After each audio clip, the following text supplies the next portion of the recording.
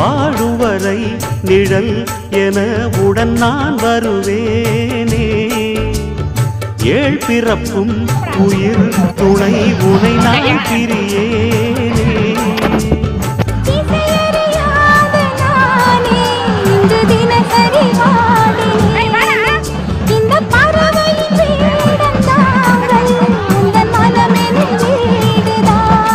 நீண்ட காலம் நேர்ந்த சோகம் நீங்கி போக நானும் தீண்ட யோகம் விளங்கிடும்